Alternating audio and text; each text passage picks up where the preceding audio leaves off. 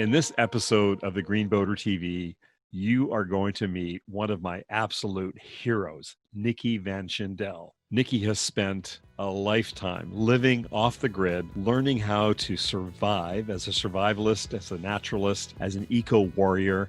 She has also most recently competed as one of 10 contestants on History Channel's Alone, surviving for 51 days on next to nothing in complete isolation. What better person to talk to us about how we can use this time of isolation to overcome some of our fears and anxieties and come out the other side stronger and better. It is my absolute pleasure to welcome Nikki Van Schendel to the Green Boater TV. Let's get into it.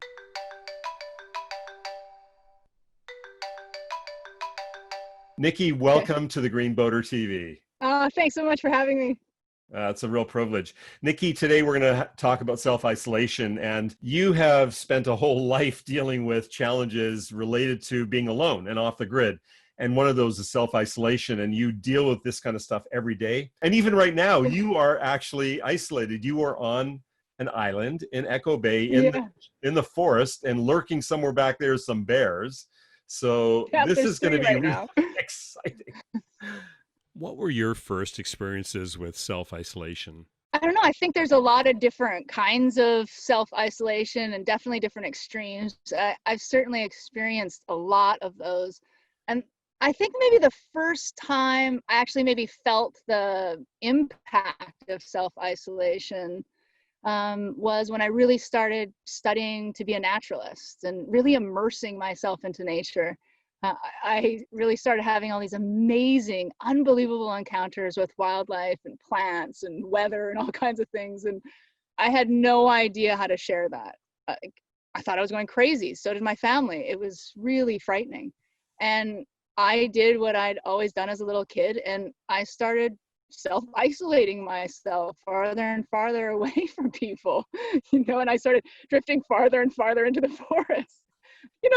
It was just this scary place to be. I didn't know how to express all these feelings and things that I was having. It's not as if I was just hiking or, maybe looking up the odd bird name. I mean, I was literally belly crawling, barefoot, looking for one little hair in day beds of animals. And I mean, it was extreme. I mean, you don't bring scat home to pick apart when you're living the American dream life. You just don't. I think what it did was, because of my lack of skills in all kinds of areas, I ran away. I literally just packed a bag and ran away and left my life and people behind. I think it happened the night the first time I went to sleep in the forest alone. A cougar came and crawled up beside me and cuddled beside me all night and purred me to sleep. It was it's really hard to put into words, it was so unbelievable. My mind told me it didn't happen for a long time. And I knew that wasn't the case. So it was like, but you're not going to come home and say, hey, a cougar just slept with me. Like, literally didn't eat me. It just slept beside me. Or, hey, like this bird, I asked him to come down and sing beside me so I could identify him. And a second later he did. I mean, it's just weird.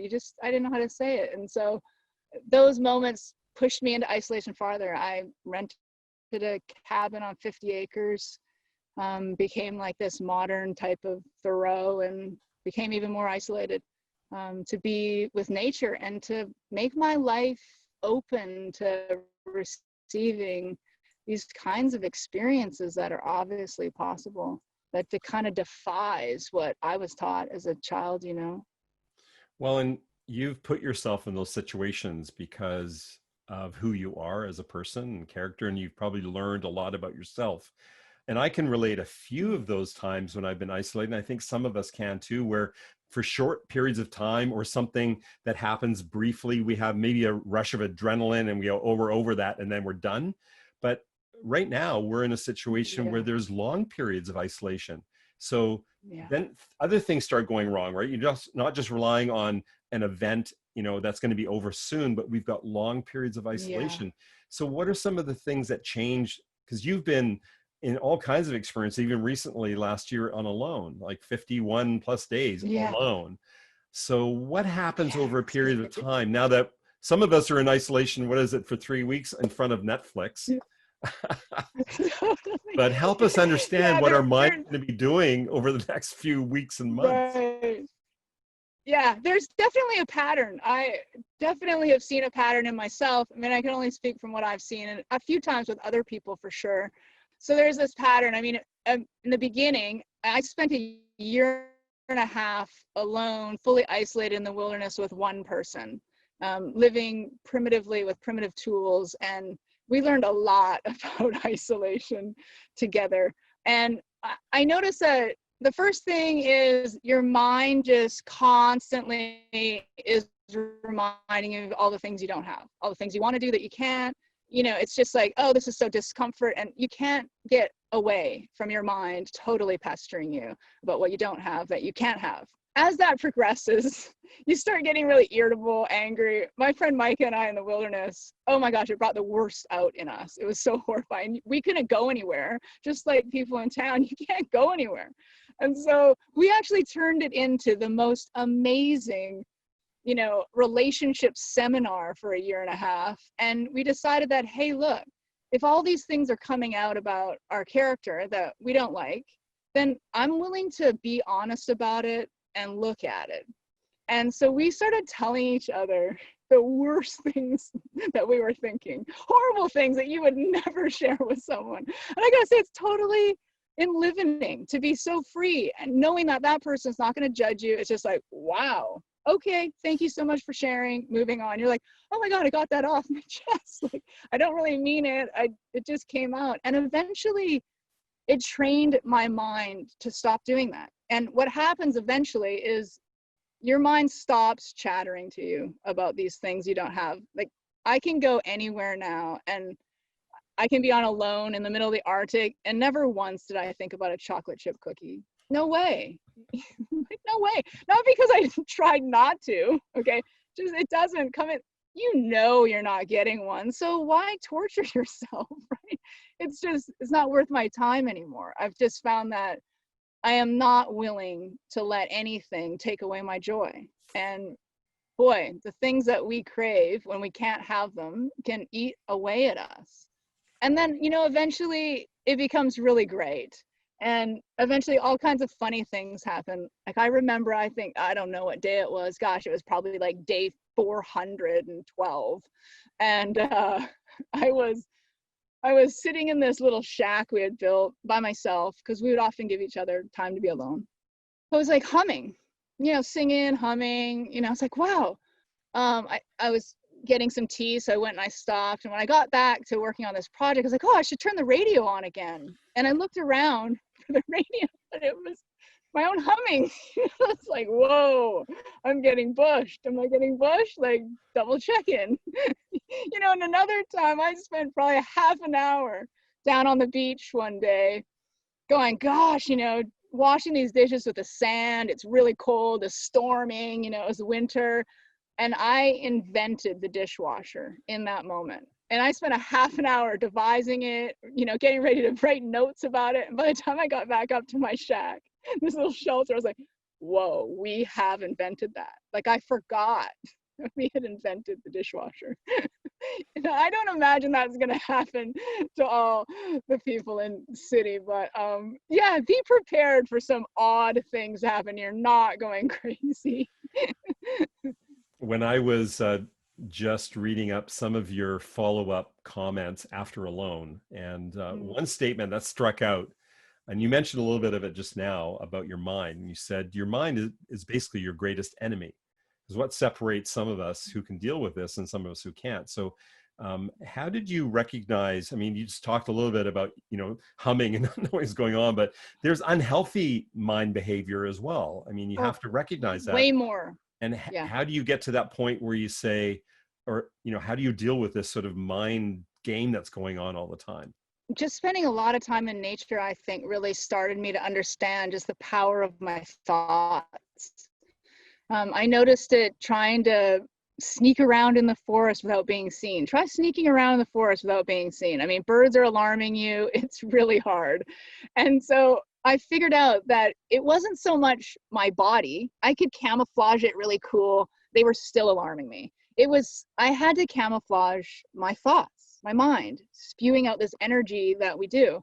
And so I became vigilant in kind of controlling my thoughts, making them what I want them to be, and really being aware of the energy that I was sending out until I eventually could be completely invisible, wandering around in the forest. And I think if we kind of try to develop these skills of awareness about ourselves and the world around us, we're very tunnel vision now.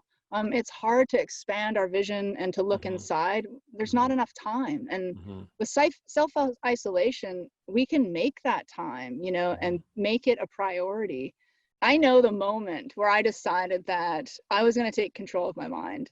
And I went on a vision quest, and I'm not going to share much of that because it's a very personal story. But one of the really cool things that happened was I heard this voice saying to truly live like that of an angel. And for me personally, wow, I was like, whoa, that's going to be really hard. Are you kidding me? And it set me on this literally lifetime mission to discover what that means for myself and to do that. And I realized that being vigilant in my thoughts was far more important than I ever realized, more than our actions, because our thoughts kind of build our actions. So Nikki, you obviously are a person who's been able to just deal with things because that's who you are. And a lot of us aren't built that way. Many people are afraid to be by themselves and be alone. And so this time in their lives is going to be really telling about how they get through this. So help us understand a little bit about how you actually can deal with some of these things about being alone by yourself and facing maybe some of that feeling for the first time, and to recognize the good stuff as well as the destructive stuff. Yeah. Well, honestly, I think every single one of us is afraid to be alone, and so am I. I mean, I might have been a hermit in my life. I definitely was on the scale of like, I love being by myself, but I really only wanted to be by myself because I was running away from connection. And humans are a species of connection. I mean, we're a species of the heart, we're a social species. We need each other. I mean, it is the only way for true success in every realm of our life and being. I really encourage people, and honestly, it wasn't easy for me. I wasn't born this way. My life challenges made me who I am. The things that we call the bad scenarios, the traumas, I've just never looked at those as something to hold me back. I do not let them continue to be present in my life, except for what I've learned from it. I refuse to be stuck in the patterns and just the coping mechanisms that we do in any kind of trauma or any kind of, you know, bad experience that we have. And I think it's just this moment you have to say to yourself and be willing to be vulnerable and to get the courage for the first time to say, hey, guess what? I am alone, and I'm going to look inside where I'm scared the most. This is why we're afraid to be alone, man. You got to look at yourself, and pretty soon you see your inadequacies. Pretty soon, like people in town, they're like, whoa, I'm not self-sufficient at all. I'm fully reliant on this system that's breaking down around me. Look, that's scary. That's scary for, you know, anybody. I just happen to have skills, physical skills, that do not allow me to be afraid of that anymore. And I also live in a place where I am freer than other people to go and live off the land.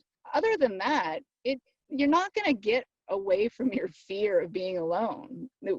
And I think having the courage to delve into the darkest places of you, I'm addicted to doing that now. I live my life by doing what scares me the most. I mean, I talked about it in my TED Talk. I just realized that the best place for me to be, and when I'm on the right track, is when I am scared, terrified. I'm like, whoa, I need to look at that. And it's not by full force in and, you know, with this, oh, get the adrenaline and then back away. It's like you need to slow down and take a breath.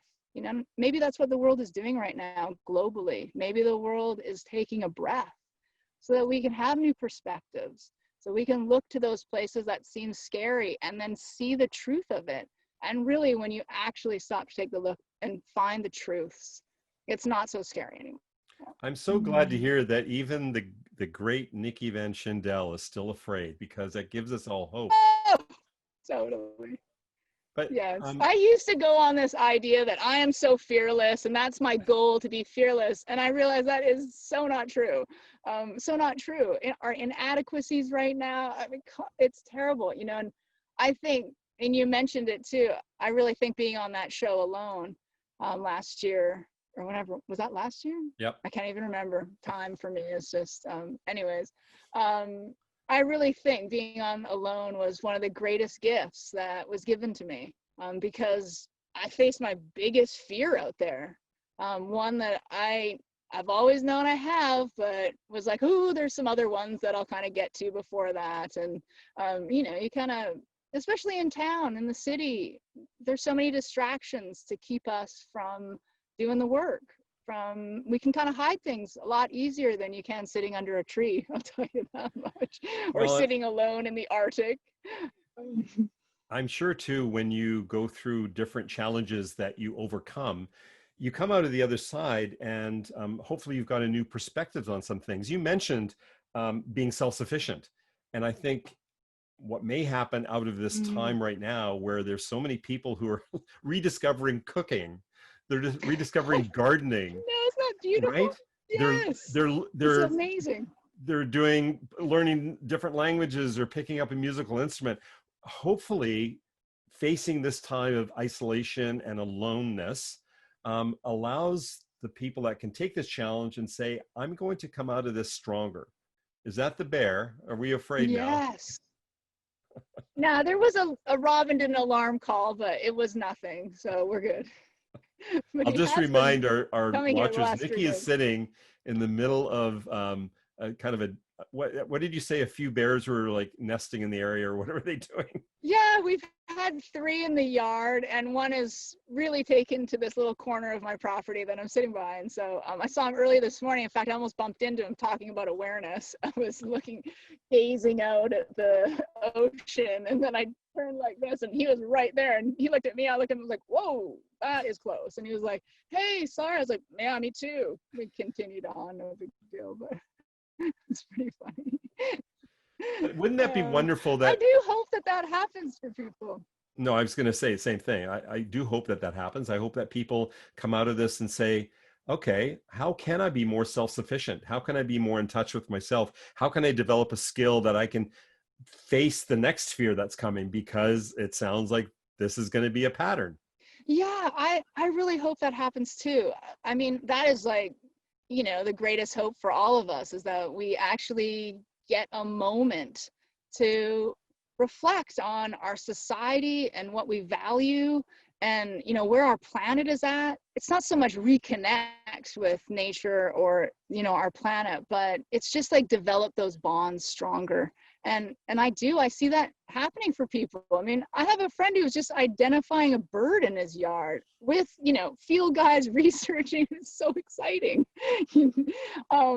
Because one thing that I have found that through any kind of fear, you know, whatever that may be, is that nature has been that constant for me in my life. And it is the one thing I learned, not the one thing, but it's one thing that I learned being in the Arctic, was that we are actually never alone.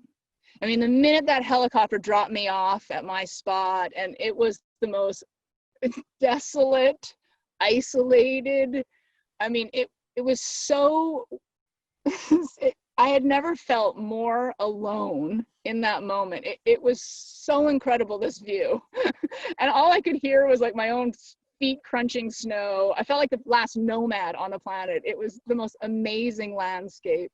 And in the next moment, I had never felt more connected to my friends and family and teachers and ancestors. It was amazing. I mean, there was not a single moment of that experience that I ever felt lonely or by myself. Like, in fact, there was times around my fire pit that I was like, look, back up.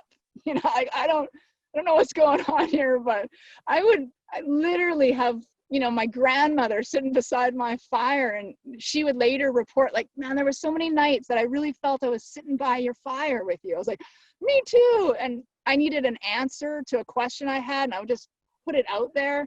and I would receive it in just amazing ways. And it really brought back the point that it's a total illusion that we are alone, even if we are isolated, even if we are stuck in our houses. And we have so much technology now that that can help us. It's not about going back to the old ways. It's not. I don't even think it's learning how to start fires with your sticks. I don't. I just feel it's this balance and merging the ancient with the new.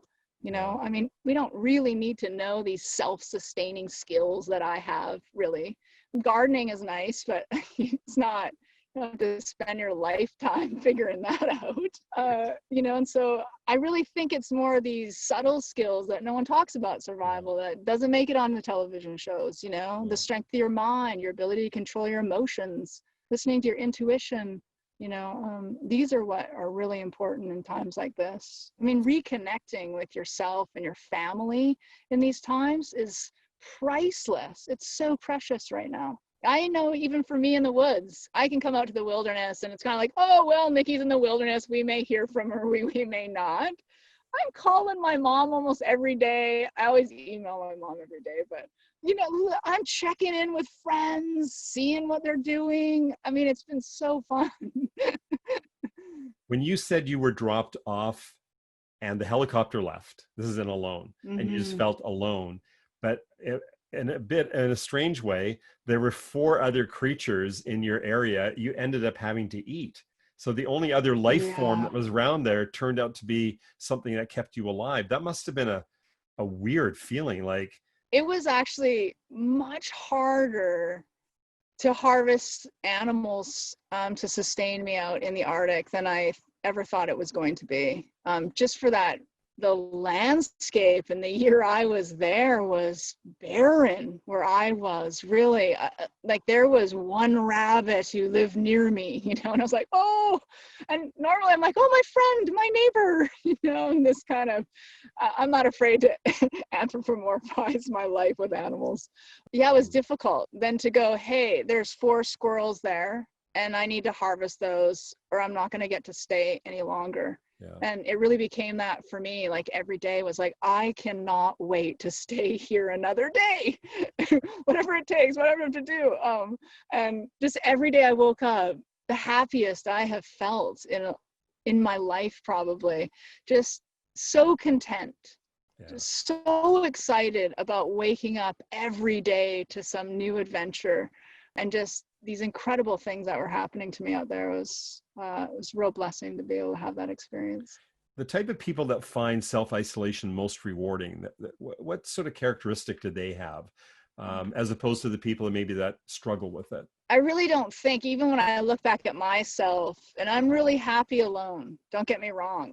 I was a complete happy hermit living in the middle of nowhere in a community now of 6 people. And if I didn't see them, I was really good with that too. And what I found eventually was that when I dug deep enough into myself, that I truly wasn't content, to be alone. And I wasn't successful, really, of self-isolation. I really wasn't a success. Like, I think I was just convincing myself I was. I just really have come to learn the real joy and wholeness that I get now from people, from being around people and having a community around me that, I can relate to, that I want to make better. And so coming from the Arctic, I became a completely different person. I'm not a hermit anymore. It took me almost a year to figure myself out, to go, whoa, that's a new reaction I just had to something I would never have done before. It's been so fun. It's been so awesome. And I just realized that I don't want people to get good at being isolated or think that they are. I mean, when you are put in those situations, and to have those skills to be able to deal with it if you are forced into those situations, is obviously really beneficial to our lives. But I think that it's nearly impossible for a modern person to be truly isolated like I was on Alone. Have you come full circle? You mentioned earlier that you sort of you drove yourself away from all the Yes. trappings. And has Nikki sort of come full circle? Has she found herself? Has she discovered the Yeah. things that make her really happy? Yeah. Yeah, I did. And I will say it happened on a television show. Now, I've had many aha moments in my life. I addicted to aha moments, and I despise when I realize, ooh, I've had that one before. But I will say in the Arctic, I faced my greatest fear, which was being all of who I am. And to be able to be so vulnerable as a human with the worst, the worst possible moments of your life, and to be doing that in front of the world and feeling okay with it was so much freedom. I mean, now I'm free. You know, I don't worry about those things anymore. I don't worry about being judged. Nobody likes it. I'm not saying I like it or I don't care about it. I'm just saying I'm willing to put myself out there, and all the things that used to hold me back in my life, I'm free from that. I think it took this experience to say, I've lost all control. You know, we are very, you know, our society is like, ooh, I want control. I want safety. It's about individuality. It's about competition. I mean, I grew up in the most competitive household you could ever imagine. I mean, it wasn't fun playing games with my dad, believe me. There's like tears, and, you know, if your finger came off like 1/64th of an inch off the checker, you lost your turn. I mean, there was no, it was like number one, which gave me a lot of positive things about that, of achieving my goals. But, you know, I became compulsive and perfectionist. And so I think just this idea of being free to be all of who we are, whatever that looks like in the moment of our own personal evolution, is the real goal for me. Mhm. And I think I did come full circle, you know, instead of running away like I'd always done in my past. And that can be in huge ways, like leaving your life behind, or it can be being too scared to take that opportunity or call that person you want to call. It can be on all levels. And it's just that moment that you decide, hey, I'm done. Like, I want to feel what it means to be free. It was really a blessing to learn that out there. That's for sure. The opportunity that you had to be alone on the Alone Show, but also the other times in your life where you've chosen to pull away and be by yourself. So Mm. people right now with this opportunity they have, as opposed to the challenge, let's call it that, that you can Yeah, choose okay. to say, well, what am I going to look like when I come out of this? And maybe we should all be taping this and publicly showing the world, because we have to face that fear of Yeah, that'd saying, be well, awesome. okay, I remember when I didn't wash my hair for 5 days and I just wore pajamas and Totally. right. Yeah, this is what looks like my eyebrows look like when I haven't gone getting them waxed, right? Yeah, I'm a Sasquatch. Yeah, this is, instead of like changing our, you know, Facebook and Instagram photos, maybe we're just like, whoa, here I am, like in all my pajamas, haven't, you know, slept in till noon, bags under my eyes or whatever. It certainly helped. And I'm not trying to say this is like, hey, just change your thoughts. You know, mystics and gurus have been telling us these things for Yeah. eons, and it's very hard to all of a sudden be like, oh, I get it, I'll just think positively and all of this. It's not about that. It's just a willing to be honest with yourself. Hmm. It's willing to look for the actual truths that are hard to deal with, and Hmm. be okay with that.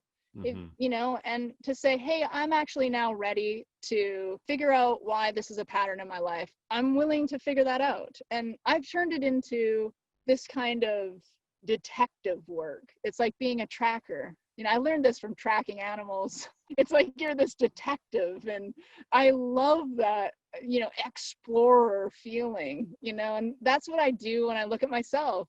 I don't look at it like, oh, this is a lot of work, and gosh, if I could just stop thinking this way. I mean, I don't beat myself up anymore like I used to. Yeah. I'm not willing to abuse myself anymore in these kinds of little ways and big ways that we do. It's just not fair. And I think one of the things that we could learn from this, which I don't think people do this enough, is self-care. Mm. You know, we let that be the last thing we kind of deal with. we have all our priorities, stack piled up for us in our modern life. And one of the things living in nature has taught me that you got to really take care of yourself, at the end of the day, during the day, you have to take care of yourself. And it's not, we look at it as a kind of a luxury item to take care of ourselves. We'll go to the spa or, eat some good food or spoil ourselves in some way. And I think indulgence is beautiful when it's healthy. And I'm all about pampering myself. And it's not this, oh, I shouldn't or anything like that. It's these things that really make us feel good about ourselves so that we can really truly learn to love ourselves. And I think that's one reason I tried being alone for a very long time, was I wanted to know that I could take care of myself if I had to, that I don't need other people or other things for my own joy. I know in my next relationship, I'm not going to need that person to, be my joy. I have my own, and I'll just be able to add to joy, if you let. Believe me, I'm not looking at this situation like it's a good thing and I only look at the positive sides of it. There's going to be changes that are going to happen, and our lives are not going to be the same. And I worry for people. I worry for a lot of people. I almost feel, I don't know, that it's wrong that I get to live in the wilderness a little freer from the things that are happening in urban life.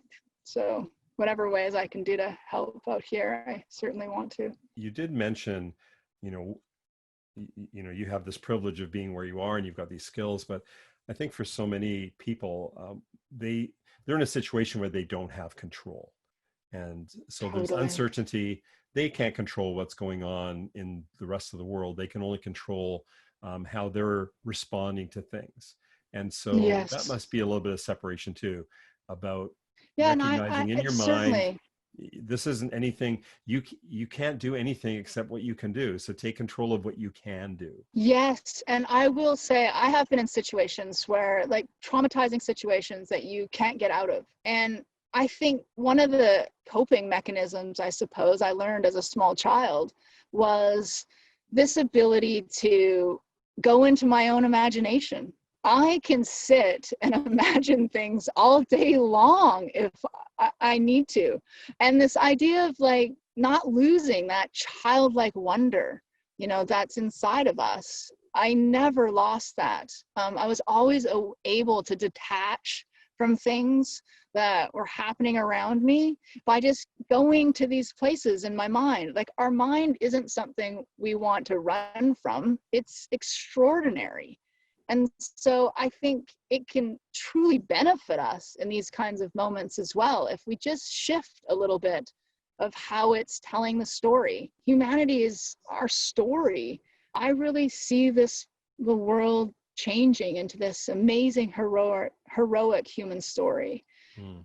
And that's by reimagining, our social structure, our economics, our own thoughts, our own self, and come to the conclusion that actually the truth is we're not supposed to be based on this survival of the fittest, Darwinian thought, if you will. Poor Darwin, he wasn't even a believer of this either. He just got somehow poorly wrapped up in this concept that we now have been living with for hundreds of years that has done nothing for us.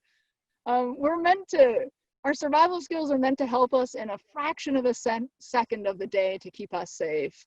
And yet we are continually in survival mode, even though there's no time on this planet where we should be less from living in this mode. And we've created this anxiety in this stressful world based on these untruths, really, of how we're really supposed to operate, with cooperation and unity and, looking out for one another. And all these things that you realize are the only thing keeping you alive when you're stuck in some leaky lean-to for a month. And you're like, oh, I better start working with nature rather than battling it, because I am losing, you know, and I'm gonna have to go home and order a pizza and warm up and get a little dose of humility and then go back out and apologize and try again. I'm glad you mentioned storytelling, because the first time I met you up in your area in Echo Bay, I was able to get your book, Becoming Wild, and it tells your story of how things started, which is really a baseline for all the other bits of information that I've learned about you since. And so I just encourage people, we're going to put the links in the description below where people can get your book, Becoming Wild. Tell us a little bit about the book, and then also tell us where we can link up with your next projects and how we're staying in touch with the adventures that you continue to live out. Thank you. Yeah, I'm really excited about my future. Actually, I've been very patient, because once I get on track of something I'm passionate about, wow, like, I can change my life in a nanosecond. So I've been very patient. But I'm developing a new extraordinary travel company. I'm going to start doing some on my YouTube channel, some virtual tours around my area for people who can't get out. I'm really excited about putting up some of these videos for everybody, and just to be able to escape into the wilderness where I am. And tell us a little bit about your book, because I know you're probably going to be writing another one soon, at least I hope so. But the book, Becoming Wild, was really the start and the story of how you became to where you are today. Yeah, it's based around a 1.5 year long survival trek that I did out here in the Broughton Archipelago with a friend of mine, Micah Fay, and my cat Scout. And we had a little 10-foot rowboat, and we lived off the land and sea. And we were trying to replicate the ancient way of life out here. So we made cedar bark ropes and bows and arrows and bone hooks, and we lived this amazing life. I mean, it was filled in the beginning, don't get me wrong, with a bunch of suffering and learning lots of really hard lessons. But eventually we learned the truths of survival and ourselves. And we had an amazing experience that truly I didn't want to leave. I wanted to live like that forever.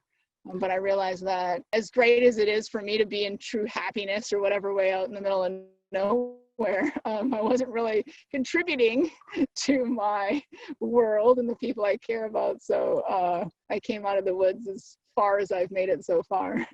Well, it's a great read. I have read it twice, only because I think sometimes there are some of us who like to live vicariously. And also, I like to learn about the things that you did wrong so that I could avoid those the next time. Yeah, I should write a book on that. Yes. So follow this path. The problem is we all kind of have to learn our own things. We can read about something 10,000 times.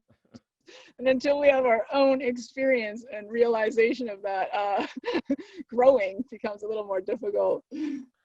Nikki, on behalf of the Green Boater community and anybody who is picking this feed up, I just want to thank you for the time that you've taken. I know, you are choosing to live a life that's an adventure, and many people will never get to experience everything. But I think some of the things that you shared with us today should inspire. I mean, I'm encouraged by some of the things you said, and especially about just being able to look at yourself and look at the things that are important to you. And I think if anything happens out of this time when we come out, hopefully people are as kind and as reflective, and maybe looking at different ways to be more self-sufficient and be able to take care of yourself so that you can actually go out and take care of others, including our planet. Mm-hmm. So thank you so much for the time you've taken today. Thank you for having me.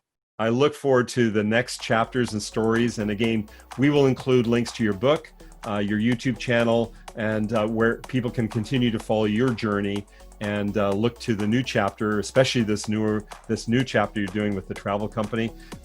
Very exciting stuff. Thank you so much.